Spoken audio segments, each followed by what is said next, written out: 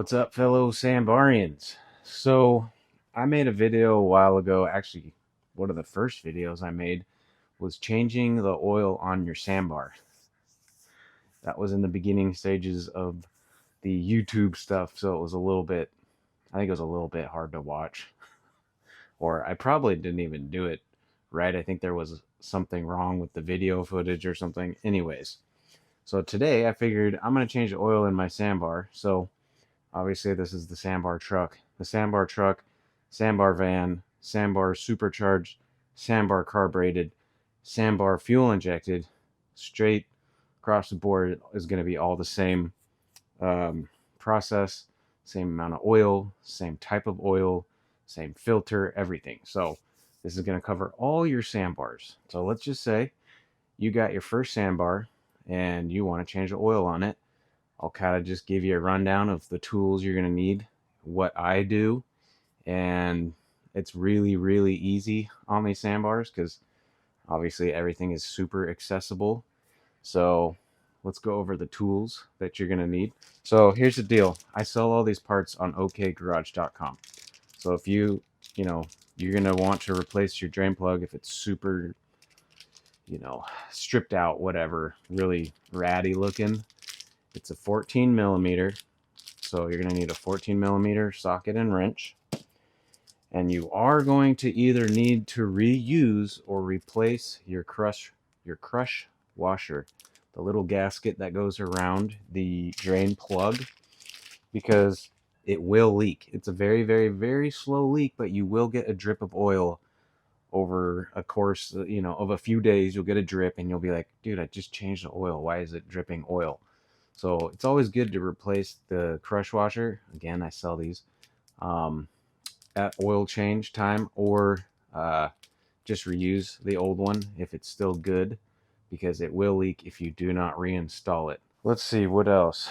So here's kind of my process. You obviously don't have to do the same stuff that I do, but just so you have an idea, if you're curious or have never changed oil in a car before, whatever, I like to run a little bit of sea foam in the crankcase or the engine. So basically you add, I think it's an ounce per quart. Yeah, so an ounce per quart of oil.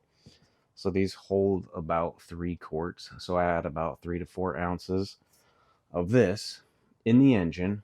And so at that point, when I add it into the engine, you want that engine to be pretty warm when you change the oil, so you make sure that you get all the oil to come out. Obviously, oil gets thick when it's cold and sticks to stuff. So we want it to be warm and just kind of come out, all of it to come out. We want all that oil to come out of there. So running the seafoam in there while it's warming up is a perfect time to let this stuff kind of eat at any nasty crud that may have been in the engine, prior to getting it from Japan or whatever the situation is. Again, do this at your own risk. I've heard that it breaks up stuff so much that it could, cause the oil pump or something to get plugged up. I don't know. I personally have never had that issue before, but I'm just putting that statement out there just in case someone says, oh, it's not good for your engine. I haven't had any issues. I know this engine's got 12,000 kilometers on it. The valve cover was pulled off, and you could basically eat off the rocker arms on this thing. So I'm not too concerned about crud inside the engine, but just keep that in mind. Whatever. I always do it regardless. I use full synthetic 5W30 Liqui Moly. You could use 10W30 full synthetic. That's totally up to you. I'm going to just kind of use 5W30 because temperatures in Washington kind of fluctuate. It's getting a little warm, so I'm just going to run the 5W30 because we're still going to hit some cold days. Plus, I don't really drive this truck that much, so 5W30 is going to be just fine. So I use the green oil. I just like it because it's green, let's be serious. And I do a little zinc additive just because these engines are under a lot of stress because we drive them probably pretty hard, a lot harder than maybe they were in Japan. I add a zinc additive to help combat any wear. So I'm going to add this zinc hyperlube. at Oil Additive. And you're obviously going to need an oil filter. So I actually have STI performance oil filters. I like them because they're like this pink red that STI has. Certainly don't need it for your Sambar, but it just looks cool. I also have the good PIAA oil filters with the magnets in them on my website. That's what I'm running now, is the PIAA magnetic oil filter. So it catches any, little shavings or something that might go through the engine. So I thought I would switch it up today, and we'll run the STI oil filter just because it's cooler and it matches the valve cover. So the oil filter is in a very funky location. It's super close to the, like, it's kind of like the inside of the fender well, if you will. So you can't really get anything on the outside of it unless you take the cover off, which would require taking the wheel off. It's kind of a pain in the butt. So if you get yourself a nice set of oil filter wrench, kind of these oil filter wrench pliers, these will allow you to get right up in there and remove it, because you don't have to try to slip something on the end of the oil filter and wrench it off.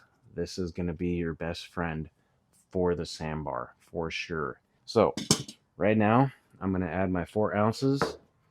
I'm going to put it up on these jack stands, which is perfect because the engine's going to point forward, and that's where the drain plug is, towards the front of the car. So we'll let it warm up, and then we'll pull it on the ramps, which will then point it down. So when we drain the oil, it's going to all come out to the front. And so, yeah, that's what I'm going to do. I'm just going to let it get warmed up, so then when we drop the oil, all of it comes out. So let's get to it.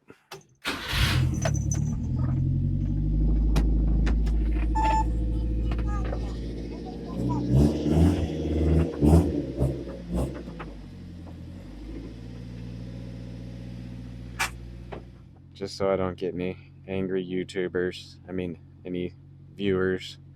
Here's some patitos. Here's a golden guy, Robin, just hanging out. It's a perfect day to be hanging outside. The sun is out.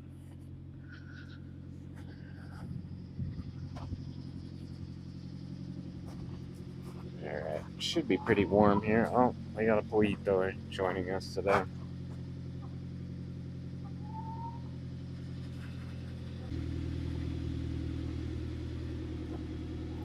Yeah, that's probably good. So you're probably wondering, you first got it, so you're going to change the oil on it, obviously, because you don't know when the last time it's been done.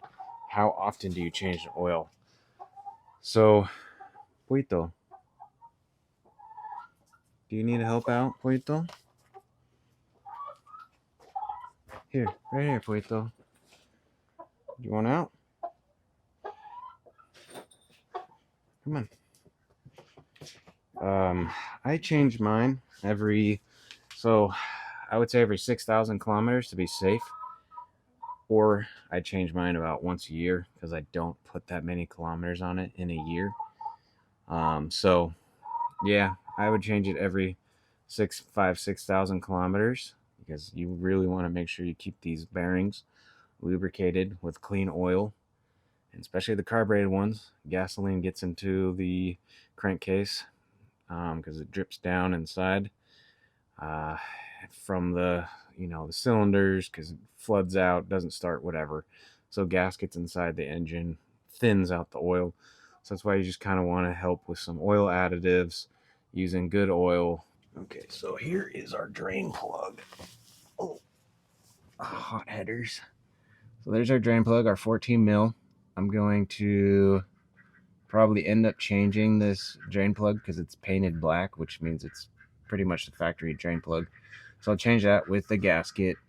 And yeah, so let's drain that oil. There's the filter, which is really easy to use with the wrench. So put that 14 mil on there. Watch out for that. It's muy caliente. Okay. Oh, this is where this tool comes in handy. There we go.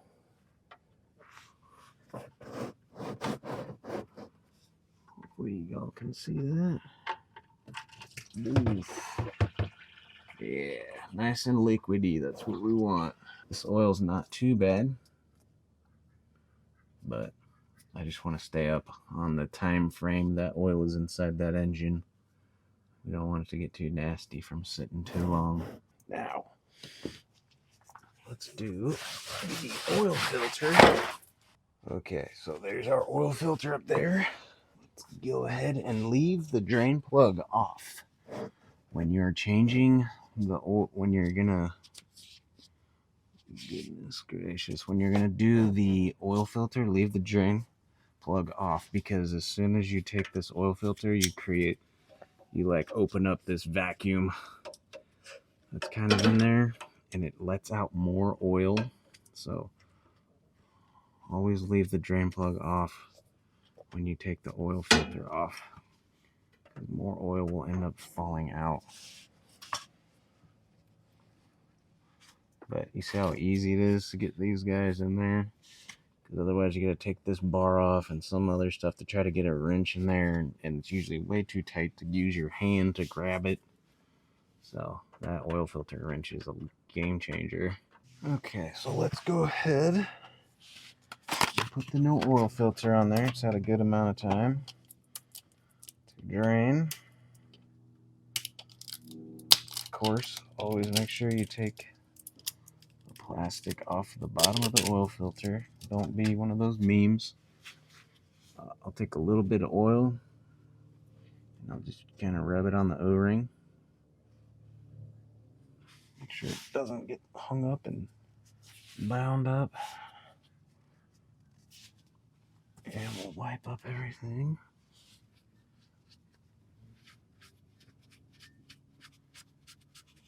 Okay.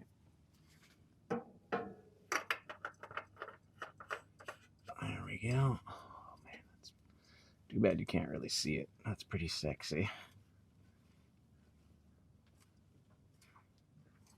Matching STI valve cover. Kind of see the STI there. That's awesome. Okay.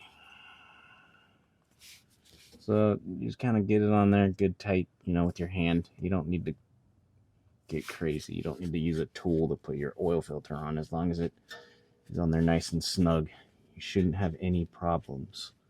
Make sure that when you pull off your old oil filter, the old O-ring comes off of it as well. If you try to put this on there and you're not paying attention and the old O-ring's in there, when they go on together, it's going to cause an oil leak. So you'll have an oil leak with your fresh oil, which is a bummer.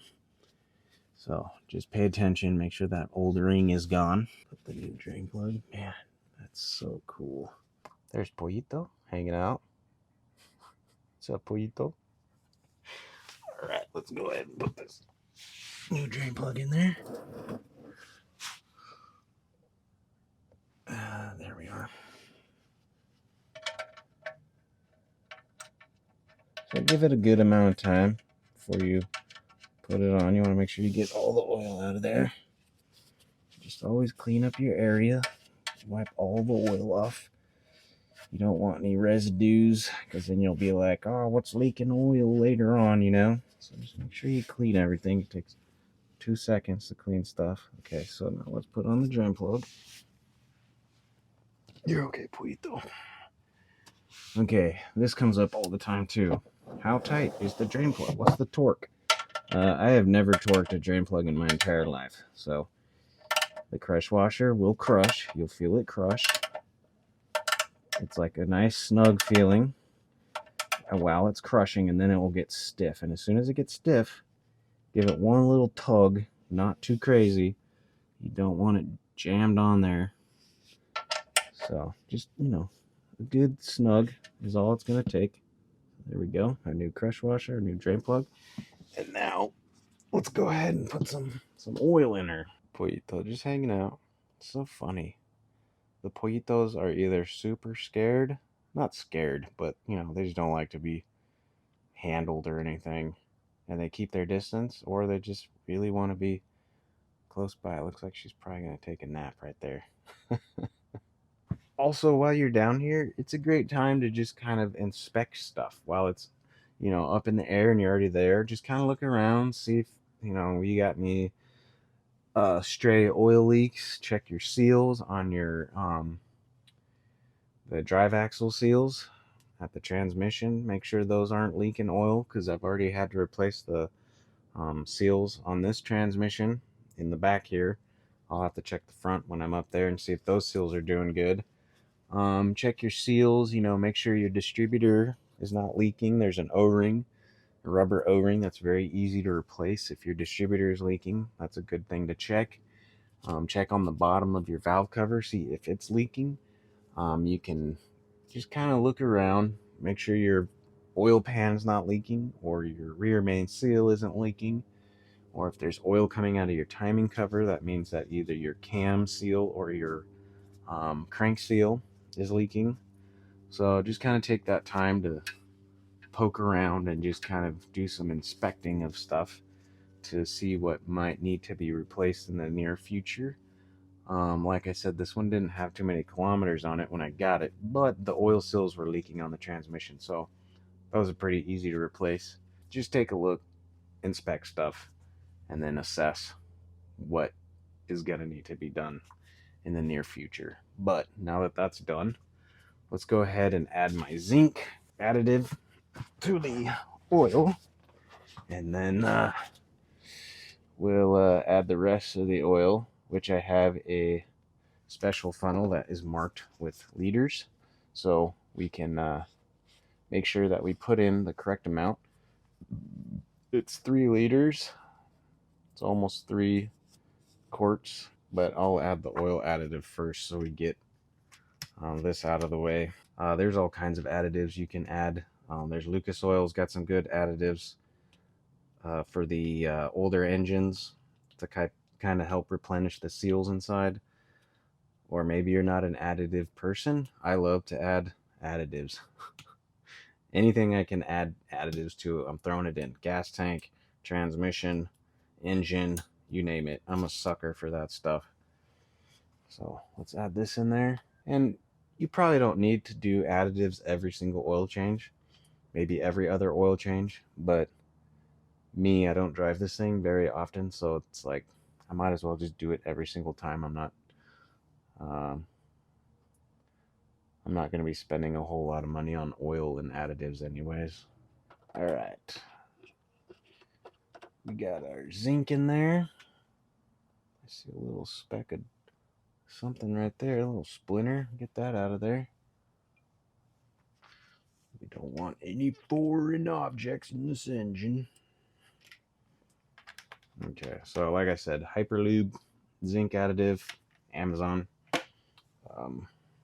I switch between this or Liqui Moly has a Ceratec, which is basically like a ceramic coating for the inside of the engine. It's like a cool copper color. So I've added the Ceratec before, this stuff. Yeah, like I said, I'm a sucker for additives. And let's say you are running your stock oil cap and it's leaking here out of the front, or the back of the engine, I should say. I do sell like these new O-rings, so if you don't want to replace your entire oil cap, you can just replace that rubber O-ring in there. I do sell those just in case.